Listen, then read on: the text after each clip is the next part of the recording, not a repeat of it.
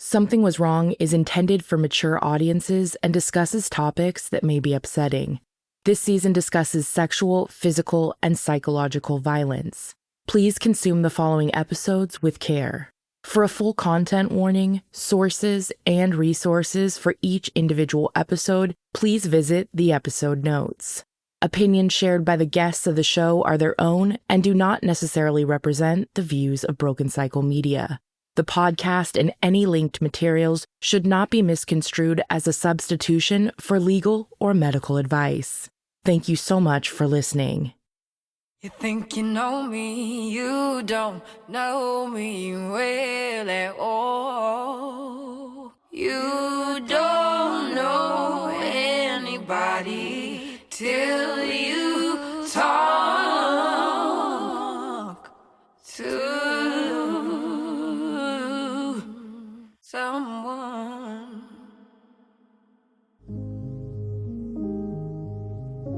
Today we're joined by Dr. Jackie Cruz, a Title IX expert and adjunct faculty member at NYU, where she teaches in applied statistics, social science, and humanities. Dr. Cruz's research focuses on how Title IX systems operate in practice, not just on paper. Her work examines how fear, institutional pressure, and the demand for so-called neutrality shape decision-making inside universities, often in ways that constrain administrators and ultimately harm survivors. Rather than treating institutional failures as isolated mistakes, Dr. Cruz's research helps us understand how structural incentives, risk management, and cultural norms within higher education can lead to patterns of institutional betrayal. As we explore the survivor experiences featured on this season of Something Was Wrong, Dr. Cruz is here to help us contextualize what goes wrong, not just on an individual level, but systemically. Dr. Cruz, thank you so much for joining us. Oh, thank you for having me. And I have to give a shout out to Dr. Badera, who recommended that I speak with you and spoke so highly of you. I'd love to hear how you guys know each other and your areas of specialty within Title IX and the areas that you're most passionate about.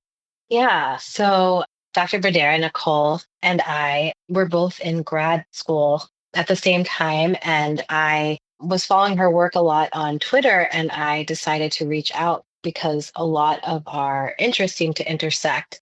When we started talking, we found that our research, we were both studying Title IX in universities, and I was confined to many schools on the East Coast, and she was in, I believe, the Midwest, and we were having very similar findings.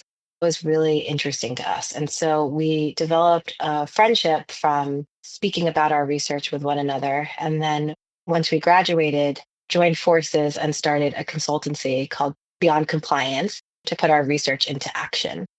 My research, what I look at is institutional responses to Title IX. I became interested because I looked at the Title IX landscape, which at the time was under the Obama administration, and I saw policy I thought should be really effective. And I saw that schools were spending millions of dollars on this new Title IX infrastructure that they really hadn't had before. And my question was, why does the landscape still look so bleak? There didn't seem to be a huge change in outcomes on the ground. This was also around the time of the hunting ground. And the big talking point, I think, was that schools were trying to protect their reputations and therefore were just being awful to their students. While I did think that reputation did play a role in how universities were implementing their Title IX policies, there were all these Title IX officers and administrators associated with Title IX. And for me, I had no trouble thinking of them all as these evil villains who were showing up to work every day going, how could we further exploit survivors and not do anything about the issue of sexual violence on campuses? In my head, I said, these administrators probably have good intentions. They probably go to work and want to do a good job. And they probably, on some level, really want to stop discrimination. So for me, my question was, what is happening? Why is there so much sexual violence still on college campuses? Why does it not seem like perpetrators are being held accountable? So for many students, they were saying that when they reported to their universities, that process was more traumatic oftentimes than the assault that had occurred. And so there's this thing called institutional betrayal where students were feeling really betrayed by their institutions, and that was actually even sometimes more traumatic than the assault itself. And so I went and interviewed administrators at what I call selective universities, so public and private. Selective just means slightly harder to get into. They have the smaller percentages acceptance rates. And I looked up and down the East Coast to understand what was going on. What I found was something that I call orchestrated complexity. I found that administrators, because of all the constraints they were under, the pressures that they were under from fear of being the bad guy, pressures about trying to seem neutral and unbiased, there were a lot of pressures and constraints that caused them to feel so anxious that what they would do is that they would create complexity around their sexual violence cases. So cases that seemed pretty straightforward, where they had the evidence or where they believed that somebody had done wrong. Instead of addressing that head on, they would create complexity. They would say, oh, well, something happened. We just don't know what happened. Or they would use rape myths or other things to create a situation where they could say, this situation is so complicated, there's nothing that we could really do about it. I'm doing the best that I can, but this issue will never be fixed. And that's the situation. I found that by doing that, by creating that complexity, it just reproduced the gender inequality that we continue to see on college campuses. How exactly is your research conducted for those who are not in the higher education space? How do you dig into these topics? For my research, something that surprised me was that a lot of administrators aren't really involved in the larger discussions around Title IX. They're not really invited to help create these policies. And so for me, I was really interested, how are they implementing Title IX in this really, for them, what must feel like a really contentious landscape or challenging landscape? And so what I did was that I just found Title IX officers. Sometimes they were deans, sometimes they were their Title IX head person. I emailed a bunch of people at different universities and asked them to speak with me about what their experiences were like being a Title IX administrator. It's pretty funny because when I was proposing my research, I got a lot of feedback and pushback that no one thought that in this very litigious society we live in that anyone would talk to me. But really everyone that I emailed responded back to me except one person. And I think that's because I went to them with a question that was just, what is your experience like implementing Title IX? So I would go and I would have a conversation with these different administrators about Title IX. And I had some questions that I really wanted to hit with everyone. What brought them to the work? What did their day-to-day look like? What were moments where they felt successful and what were moments where they were challenged? It was really interesting to me because across these different administrators, there was so much shared experience, so much of the same language used, so many of the same issues that came to surface. And after I did my interviews and did my analysis, I began to see that all of them except one, who I called my resistor, did orchestrate complexity around their roles. And orchestrated complexity was a big way that they implemented Title IX. What does that orchestrated complexity look like in practice? In practice, it looks like administrators saying, we know something happened, we just don't know what happened. It was interesting. This was something I heard across interviews at different schools.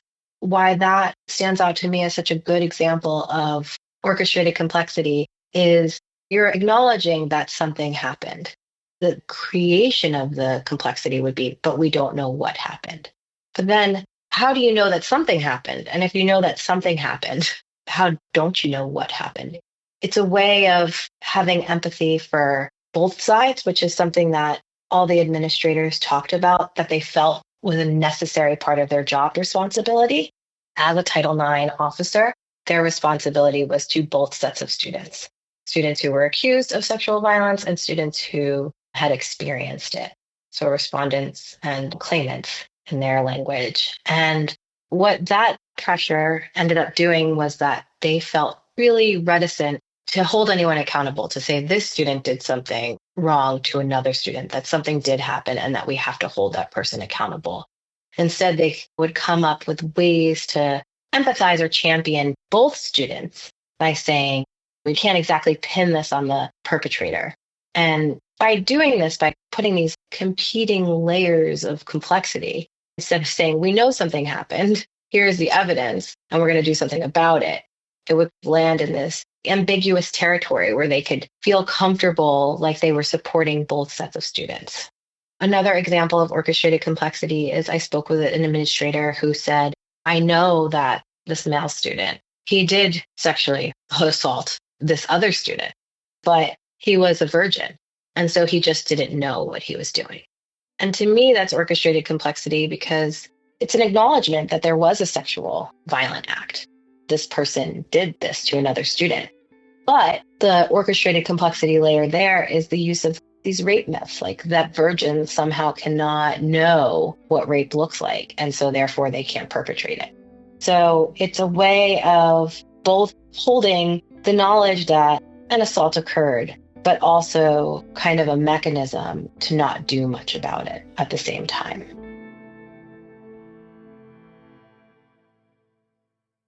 Okay, picture this. It's midweek, everyone's tired, I'm tired, and I'm standing in the kitchen trying to figure out what to make for dinner. And somehow, it's always the same few meals on repeat. And I get it, there's comfort in that, but there's also a part of me that wants to try something different, something that actually feels a little exciting. That's why I genuinely love HelloFresh. I've used it, and the convenience alone is such a game changer. The instructions are super easy to follow, everything's already portioned out, and I don't have to think about what to cook or go hunt down ingredients. And what I didn't expect is how fun it is to try new recipes, like flavors from different parts of the world, ingredients I wouldn't normally buy, but it's all right there and really approachable. It takes the stress out of cooking and makes it more fun and something to look forward to again. Go to hellofresh.com/SWW10FM now to get 10 free meals plus a free NutriBullet Ultra Plus 2-in-1 compact kitchen system, $189.99 value on your third box. Free meals applied at discount on the first box. New subscribers only. Varies by plan.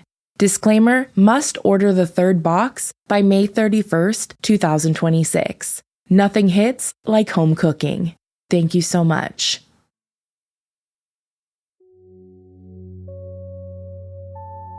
Do you feel that true objectivity is possible in the Title IX system where institutions are simultaneously investigators, adjudicators, risk managers, managing their own brand risk?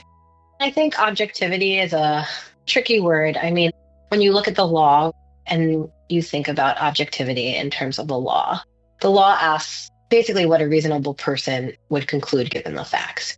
And so I think with an issue like this, if people are trained to actually be fair, if people are trained to look at the facts, if people are trained to understand the culture that we reside in, by that I mean that we live in a culture where men are hardly ever called to account for the violence that they inflict on others.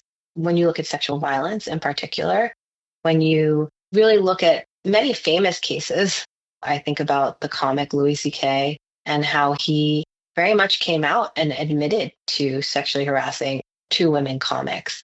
Yet a popular response to that admission was, women, get over it. His career shouldn't end because he was sexually violent. So we live in a culture and a society in which sexual violence is made to be, in a lot of cases, okay. We also live in a society in which the philosopher Kate Mann, she talks about the idea of empathy, in which our society gives a lot of empathy to men. When men do wrong, the cultural response, more often than not, is to try to empathize with them. Oh, why did you do this? How do we move on from this? Instead of really being held accountable. When I think about objectivity, when I think about Title IX officers being able to actually address discrimination I think there would be lots of steps that would have to happen before that. And I think one of those would be the ability to assess their own understanding of the gender dynamics and gender politics of our culture, thinking about how power works with sexual violence, things like that. I don't think it's impossible. I think ultimately my research is hopeful because I think it's so hard to address a problem if you can't name it. My theory of orchestrated complexity gives a name to a problem that exists. And I think that if we were able to talk more openly about what Title IX is there for, then I think these institutions would be able to better address these issues. In addressing this, I think that sometimes that does get really tricky with this idea that a Title IX official's role is to protect and be there for both students.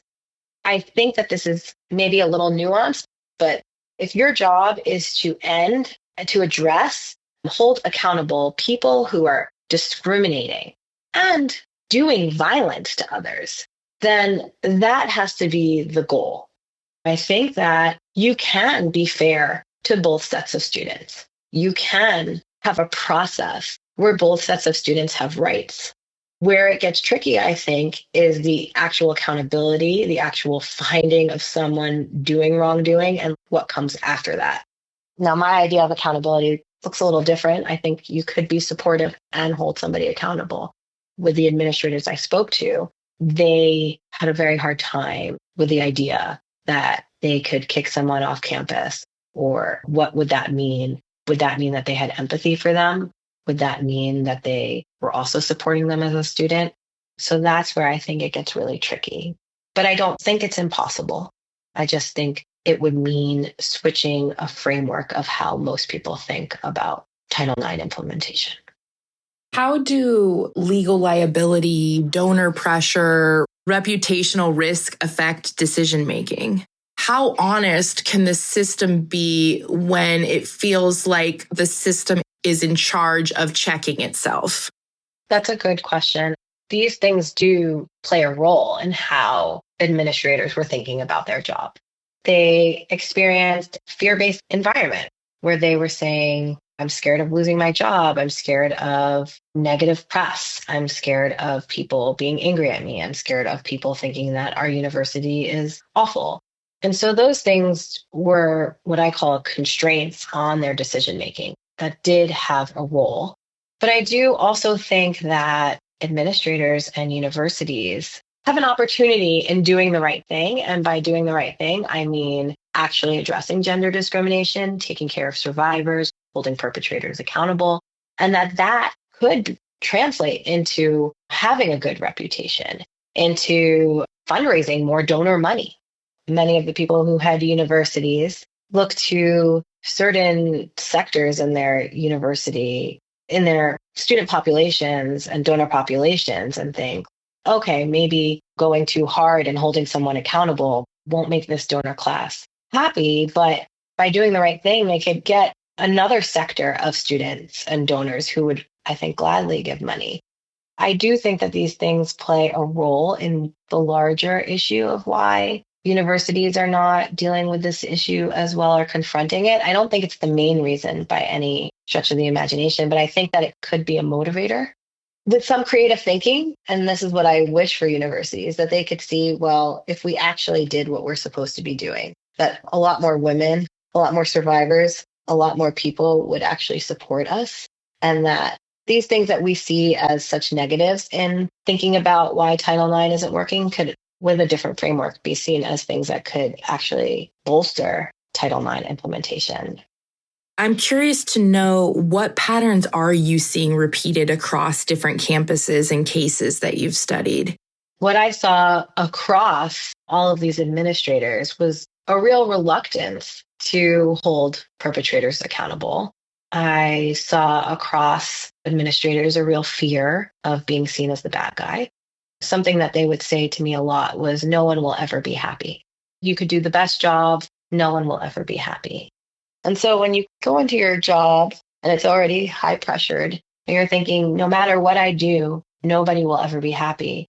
Well, that to me is just another way of orchestrating complexity. So no matter the situation, administrators were creating complexity around those cases to not have to act so that they could say, I did as much as I could. No one will ever be happy. It's just so complicated and we're not going to fix this right now. Another thing that I want to point out is that I found in my research across these administrators was that I call it secondhand trauma. One of the questions I asked was, what keeps you up at night? Across all my administrators, they spoke about how they have to numb themselves to the horrible things they hear and see that they don't want to bring home with them. So there was this acknowledgement that they were hearing these awful experiences from students about sexual violence and that they had to really consciously do work to kind of numb themselves and to put a barrier between knowing that that happens and their own self. I think a lot of that had to do with that they felt that if they really were able to take in and really react to the awful things that were happening on their campuses, that they would be seen as biased. So instead of being seen as human and having evidence that shows that a horrible thing happened and that they are having an emotional reaction to that, they felt like they had to push themselves away and not feel that or not even acknowledge that that was happening to them. I saw that across a lot of cases too, that it's not that nothing serious or real was ever brought to them. It's just that they really believe that so much of their role was to distance themselves from feeling anything or from acknowledging these acts of violence. That's what I say is that orchestrated complexity, it's not necessarily a conscious process. It's not something where an administrator is sitting there like, let me create complexity around this so that I don't have to do my job. It's more of an unconscious process. They don't want to be the bad guy. They feel fear in the environment, the university to fire me. We don't want everyone to hate us. Also, they're experiencing all this secondhand trauma. But my job is really to support all students. So I have to have empathy for everyone. And if I am really acknowledging that the student perpetrated this act of violence on another student, then how am I going to feel towards them? It's going to be hard for me to be empathetic. And then that's against my job. And so what do you do with all of these competing priorities? If at the end of the day, you think no matter what you do, no one's going to be happy, the easiest thing to do is to create complexity, to say, well, yes, he did it, but he's a virgin. He didn't know better. He didn't mean it. And it's so complicated. We're never going to fix this. So I'm just going to do the little bit that I can. And it goes on and on and on. They are existing in a culture that rarely holds men accountable. And now they're supposed to be the people who are holding men accountable. You have to have a lot of courage. You have to have a lot of conviction to stand up for that. Our culture goes into overdrive to make excuses for men who are sexually violent. If you look at the presidency right now, Donald Trump has said he grabs women by their private parts. He used a really not nice word. We have that on tape. We've all heard it. Yet our culture has gone kind of into overdrive in a way to be like, oh, okay, that's locker room talk. He has had lawsuits and accusations from multiple women, and yet he gets to be the president of the United States. We don't live in a culture that holds men accountable for sexual violence. I'm not saying that these are the right actions, but from my research, it's almost like an inevitable ending. There isn't a reframing. If there isn't a standing up and a saying like, actually, your role is to end gender discrimination. That's what this office is here for. This office isn't here to have empathy for everyone involved and to make sure nothing ever happens. The whole point of Title IX is to address gender discrimination. You mentioned Trump and his flippant comments about sexual assault. Does that impact the way administrators are looking at survivors' experiences? Yes, I think it definitely impacts. I would argue that it's not as large of an influence as maybe some other people would argue, because I think that ultimately what I have found throughout all three administrations that I've been researching in is that administrators continue to orchestrate complexity to deal with their cases. The one thing I will touch on, I think that changes, or for me, where I think is the important metric of change is the culture. I think when you are calling out and saying that sexual violence, sexual assault, sexual harassment, all of these things, they do fall under Title IX. They are gender discrimination.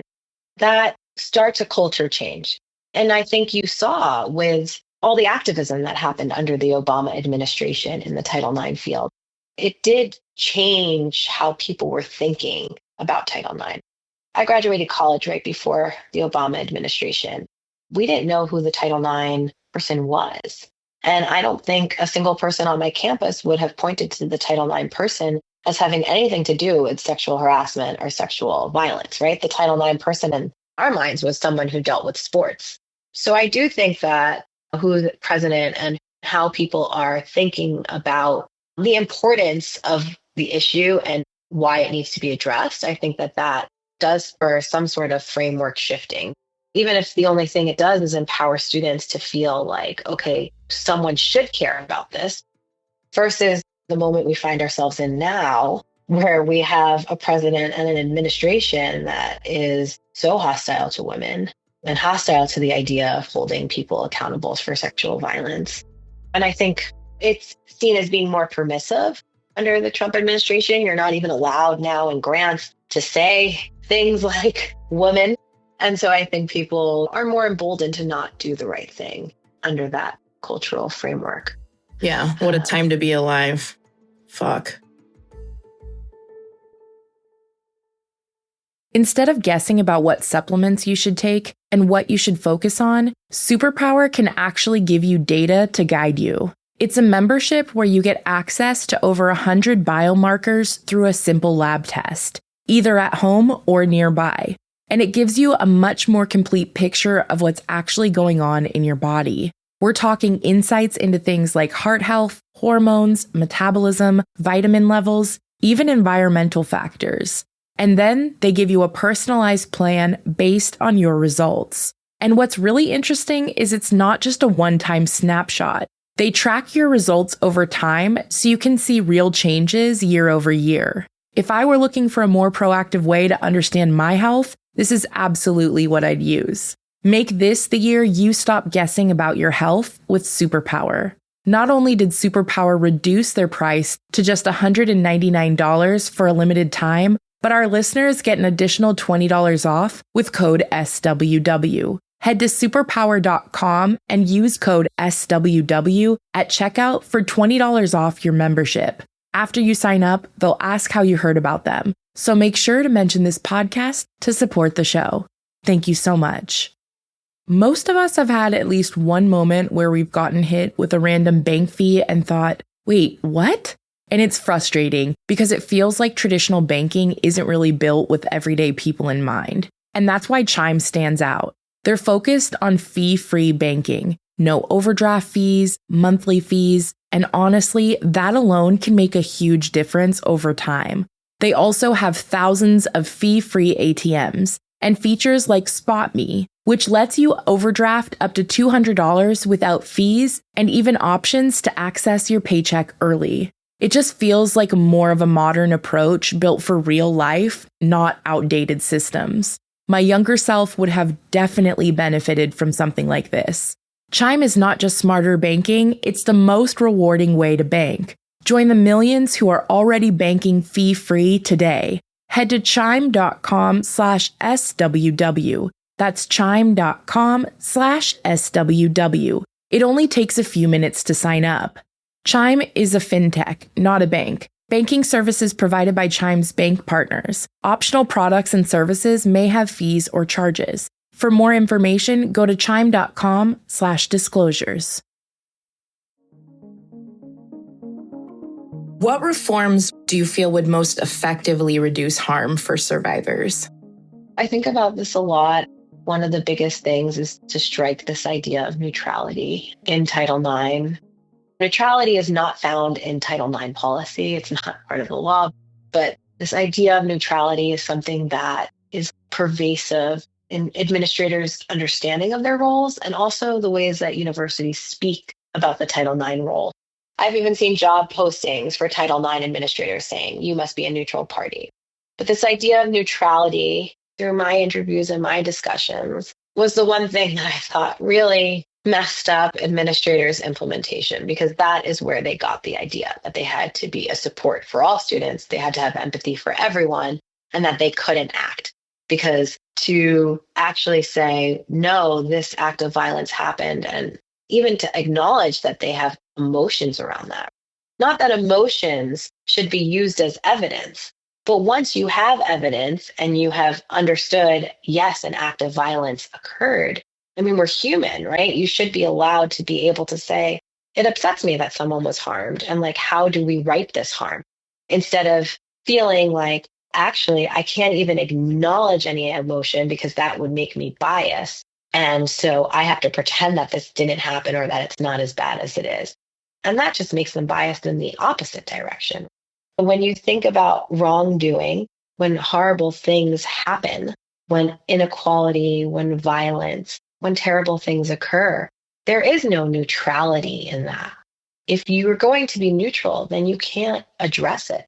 So I think the idea of using neutrality as such a main focus of Title IX implementation is to completely defang it and to go against what Title IX is there for, which is to address discrimination.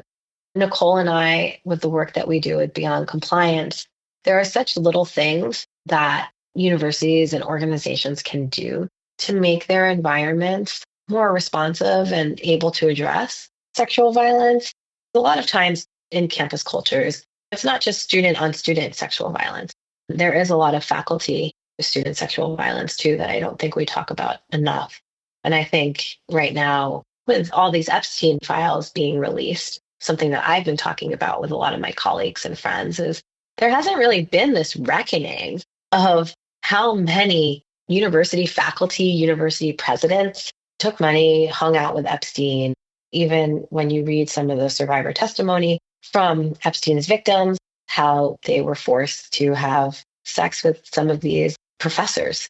And right now, I think with these files being released and seeing the inner workings of how in cahoots people were with Epstein, it shows again how comfortable universities can be with perpetrators.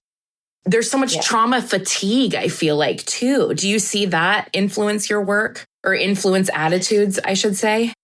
Yes. And I think that this is the complexity part of it. I think we as people sometimes say, oh, it's so complicated, we can't do anything about this. And really, when it comes down to it, it's pretty straightforward. It's like if you assault somebody, you should be held accountable for that. It's just wrong. But I do think people are so fatigued by just thinking about it. It's such a taboo issue. People don't want to think about it. And I think we are conditioned to feel a lot of sympathy and empathy for men. I have been doing this work for almost 2 decades. I even find myself sometimes when I hear something automatically feeling bad for a perpetrator. And I have to take a step back and say, oh my goodness, look at this cultural conditioning that I've also been a part of. It's hard for people. I think people do feel fatigued. I think people don't like to think that this happens so often. I don't think people like to feel that they're complicit, but I also don't feel like they like to feel that they can do something about it. Much easier for everyone to be neutral. One of my favorite writings is by Judith Herman, and she talks about with perpetrators and victims, and she says, the perpetrator does not ask for much. They ask for you to see and speak and hear no evil. The perpetrator actually asks for your silence. It's easy sometimes in that way to be silent. But a victim asks for engagement. A victim asks, see me, say that it's not okay. And that's much harder, especially when the world is falling around us or when we don't feel in control. It's much easier sometimes to be silent than to have to engage and have to bear witness and to say, no, this is wrong. So true. And I'm curious, I talked to both Dr. Badera and Dr. Holland a bit about this, both on and off interview. But speaking of trauma exhaustion, how do you remain hopeful while doing this work, which can feel really overwhelming? For me as a researcher, and I think people in this field, it is different than researching other subjects. For me, not completely endlessly having this be the only thing that's going on in my life kind of helps me have a little bit more balance. At least for me, when I'm in it and in it and in it, it can get really bleak. And I'm like, God, is anything ever going to change? This is just hopeless. But then I remember that is the orchestrated complexity of it. Like that feeling that is manufactured to keep us in this position where nothing ever changes. And so I guess my hope is that by being able to address the mechanisms for why inequality happens, by saying, this is actually on the ground, what's going on. This is why well-intentioned people are not doing the right thing. Not to point fingers and to make people out to be villains, but to replace judgment with curiosity and say, what is actually happening? And then to be able to say, okay, now I understand what is going on, the mechanisms, the processes, how people are thinking about these issues. That gives me hope because that opens up an avenue to be creative, to problem solve, to think about how do we make this better? And that for me is the fun in linking up with Dr. Badera and working with Beyond Compliance. People come to us with different issues, and then we're able to say, using not many resources, how can we reframe this or retrain people or think about this policy slightly differently in ways that don't support people falling into trauma fatigue or people automatically orchestrating complexity or people not being able to see the impact that they're having. So that all gives me a lot of hope in this field. Also, survivors are surviving. There's so many people who are thriving and using the awful things that they've had to go through in ways to make it better for everyone. And so for me, being part of survivor spaces and seeing survivor work, looking at these next generations, I just think looking at things like how my cohort of college students didn't even know about this thing, Title IX, really. And now, at least when you're talking to students, that they could talk about having some idea that they have rights in this. That to me gives me hope because it means it might take a little bit, but the trajectory is going, I think, in the right way. Or at least that's what I hope. My naive hopes, maybe. Speaking of the next generation, what do you want students who are listening to understand about Title IX? Well, I want students to understand that it's a work in progress. It's hard for me to speak to this because, on one instance, I think that there are things that students can get from their universities. I think that there are certain accommodations. I think that there are things that the university can do for students when they unfortunately have to deal with the horrible experience of being violated. And so I don't want to say that universities cannot provide anything. I think that there are things that they can provide, but I do not think that universities yet are places where students find a lot of justice and or healing. I don't think that universities yet are places where they can find accountability. What I want students to know is that there are people out there who understand and care. There are places to go to get support. I would not put all your eggs in the university basket or your trust in your university being able to really do this well, because most are not doing it great. And I would want students to know that they actually can band together and demand more. Related to the nuance of racism intersecting with gender discrimination, does it feel like, in your experience, administrators are aware of the extra challenges that students of color or students coming from marginalized communities face when reporting? Yeah, so this is a great question. And actually, when I went into my research, I was thinking, this is gender discrimination. So, like race and class, of course, they're going to come up. They did not, actually. Really, only one administrator I spoke to spoke about race. And really, she just was very fixated on the idea of how difficult it could be for a student of color to report an incidence of sexual violence to her since she was a white woman. The administrators I spoke to, two or three of them were people of color, and race and class did not really come up. And I think part of that goes back to my theory of the process of orchestrated complexity is when you're trying to make it more complicated or when you're unconsciously trying not to really deal with it.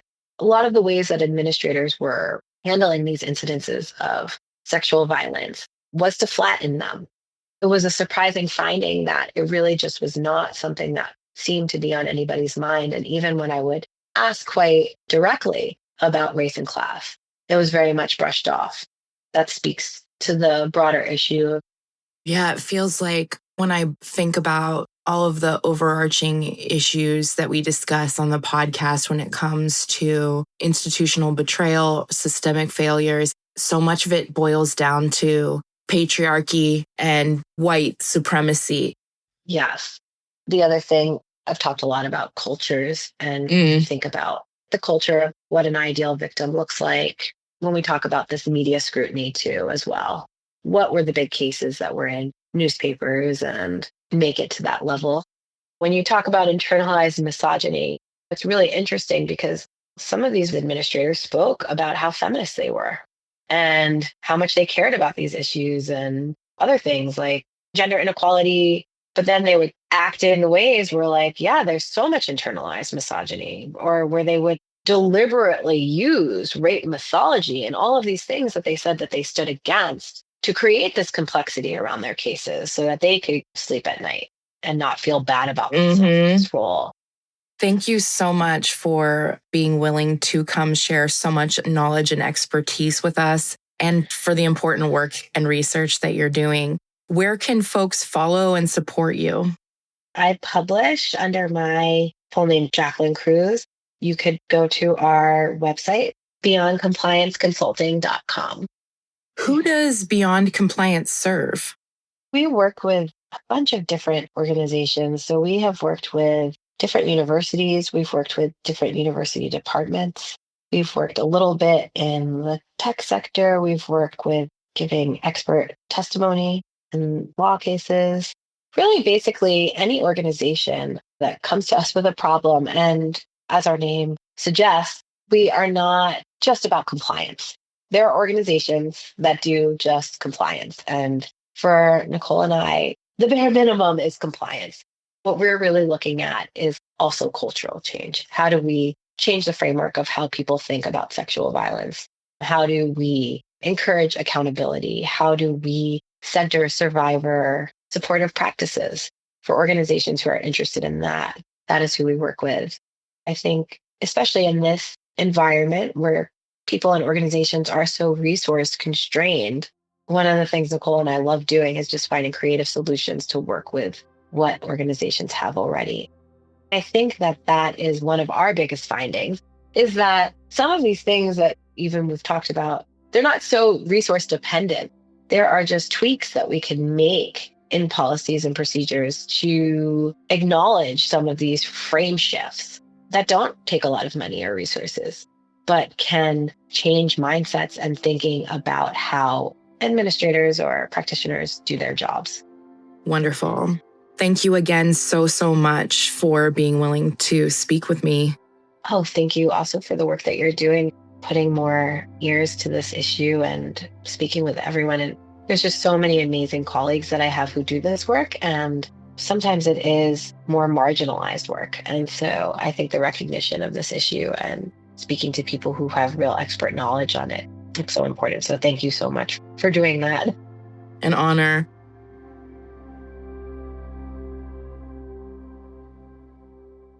Thank you so much to each and every survivor and guest for sharing their experiences with us. And thank you for listening. Something Was Wrong is a Broken Cycle Media production created and executively produced by Tiffany Reese. Thank you endlessly to our team. Associate producer, Amy B. Chesler.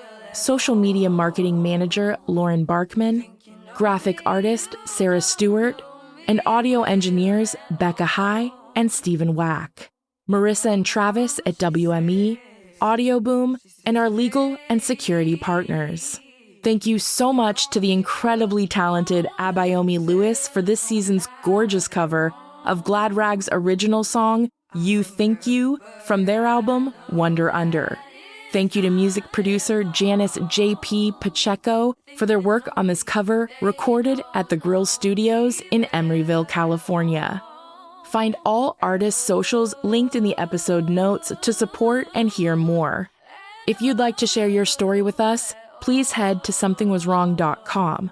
If you would like to help support the show, you can subscribe and listen ad-free on Apple Podcasts, purchase a sticker from our sticker shop at brokencyclemedia.com, share the podcast with a loved one, or leave us a review. Want to stay up to date with us? Follow us on Instagram and TikTok at Something Was Wrong Podcast. As always, thank you so much for listening. Until next time, stay safe, friends. Some